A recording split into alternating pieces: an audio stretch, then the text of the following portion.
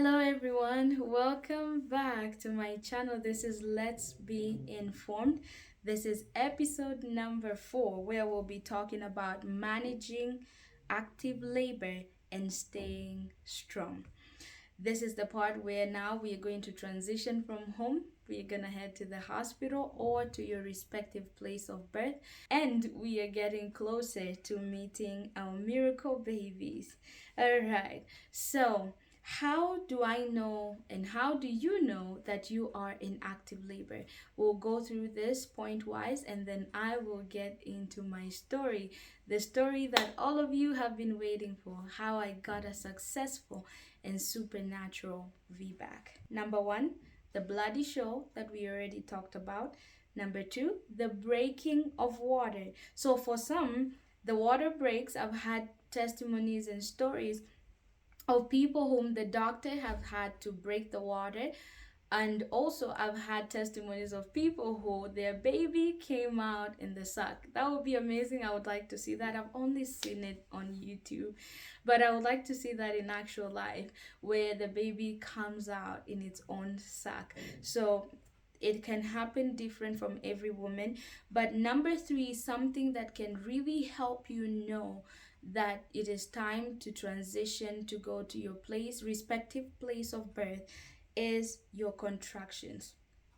So the contractions get more intense.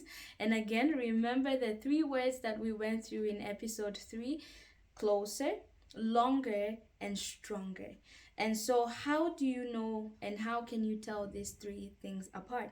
Longer, the contractions last longer than 1 minute. So, during active labor, your contractions will go the moment you hit the start button. By the time you hit the stop button, it goes for more than 60 seconds, which is 1 minute.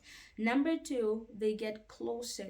So the duration between the end of the first contraction and the start of the second contraction is shorter than 5 minutes. So the duration, that the break that you get in between the contractions should be shorter than 5 minutes. Number 3, stronger. This feels more intense but not painful. So they get intense and can't really be involved in lengthy conversations. This is the place where in the movies they show us getting the women getting very rude and things like that. But remember, this is a supernatural birth. So you want to remember to keep calm. But what happens during this time, the contractions get very intense and it's very hard for you to have lengthy conversations. So you're more chill. You don't want to talk much. You just want to focus and breathing and going through your contractions. I have a bonus for you before we continue. Know your body so well. Listen for those little differences, like I've told you in previous episodes, and be able to express them to someone who is walking this journey with you. They say the more babies, the better you get to know. I don't know how true that is, but the more information you get, the right proper information you get, and the more experiences you have, you'll be able to tell those tiny changes that happen in your body. So remember, the contractions are closer, longer, and stronger, but not painful. All right, let's begin this storyline and story time. So my second birth, the contractions of early labor began the day before. On that Sunday, I was feeling very those contractions begin to get closer to each other, but now they were not as frequent as I described. They were not 5 minutes less or 1 minute long. So I didn't feel like I needed to go to the hospital, because remember, I had a very terrible experience before and I stayed at the hospital for so long, hungry, didn't eat for hours. So I didn't want to repeat that same mistake. And that night at 10:40 p.m., my bloody show happened. So this was more pinkish, it was more bloody than before. So I knew something was happening, and it kept coming. Now with every contraction I will have a little bit more, and it was heavier in quantity. So it was more in quantity, I could feel it on the toilet paper, more heavier than it was before. Then around 12 a.m., so I went to bed. In between that, remember, I'm trying to incorporate the things I had studied. So even if they were intense, I wanted to try get as much rest as I had prayed for and asked for, so that I can be able to go through this successfulully and be able to take care of my baby after. I went to bed and had slept for about an hour. This is on and off because those contractions are intense to awake. Mine kept me awake, so I had to keep waking up to time them. So around 12 a.m., I got a very intense contraction. I could feel this one is different because it was quite intense. I felt it literally jacked me out of sleep. I felt it was very intense. Exactly at 12:05. Now this is 5 minutes after I had that more intense and very distinct contraction. I had another one of those. But this time round, I had a still small voice tell me, don't hold back. You know, when you're going through contractions, you tend to like tense your muscles because of how uncomfortable they are. And I just felt the Spirit of God, that voice just tell me to loosen up. I told you, because of how sober I had learned to keep my environment, I left space for the Spirit of God to still speak to me and give me tips here and there, because He has the ability to teach me all things. So I remember hearing this still small voice that told me, loosen up, don't hold this in.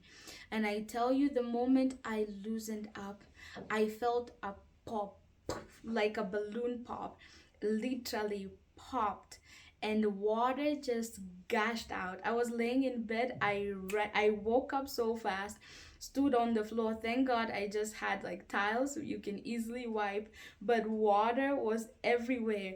It was an amazing experience because the time it happened, I didn't get scared like the other time, but rather it came with excitement, because the day before I was telling God, God, I want to go to the hospital after the water breaks and I apply what I've been praying for. So when this happened, I got really excited, because I know this is a sign that it's time for me to now go and experience the delivery of my baby. So that got me very excited. I stood up, and the first thing that I did was to begin to thank God. As I was walking to the bathroom, I'm saying, thank you, Lord. You are doing it. This is the first sign that I'm about to hold my baby. Number two, I grabbed my phone. As I was walking to the bathroom, grabbed my phone while using the bathroom. TMI. I remember calling my husband and be like, "It is happening! It has happened! My water has broke just as we prayed for. God is actually doing this for us." So I informed him. I remember just cleaning myself up a little bit, removing my pajama shorts. They were all wet, and I tied myself my towel, went to my family member support system that was going with me to the hospital, and I told them my water has broken and I think it's time for you guys to get ready. We are about to head to the hospital. I also informed the person that was taking care of my toddler that, hey, my water has broken. I think now this is you. I already walked you through what you need to do, so I'll be leaving for the hospital very soon. After that, after I woke everybody up that was going to be involved, I went in and did the most important things that I had learned to do different. Remember, I'm so calm. My support system cannot even believe how calm I am. They're like, your water broke. I'm like, just relax. Remember, we are doing this the God way. So I went ahead and I took a shower. Yes, guys, I went in, took a warm shower. This usually actually helps with contractions and helps relax your body. I've seen people who also had the most amazing breath. They did it in the water. It's so calming and relaxing. So I took a very long, nice, warm shower, Going through contractions, I remember there are times I had to hold myself on the rails and just breathe through the contractions, then continue taking a shower. And then after that, I got dressed. And while getting dressed, don't forget this, especially if your water breaks at home or somewhere that is accessible, put on a pad, because this water does not stop coming out. It keeps coming out until the time you deliver your baby. I went and ate a snack. I was not rushing through anything. If contraction came, I just breathed through them, took it easy, and ate my snacks and took anything handy that I could carry to the hospital. Mind you, I'd already packed snacks for that as well. Then we headed on to the hospital, driven by my family member, and then we went, and by 12:30, 12:45, we were at the hospital. So in the car, there's something that I remember to do. I took my affirmations and my declarations that I had been doing over time, and I began to speak over my body. I began to speak over my environment. I began to speak over the hospital. I said, as I'm going, I know, God, you are going before me. I am going to meet amazing nurses. I will have the best experience of my life. I just began to repeat the same affirmation. My body will do what it's supposed to do. I began to thank God through my contractions. It is doing the right thing. Everything will go according to plan.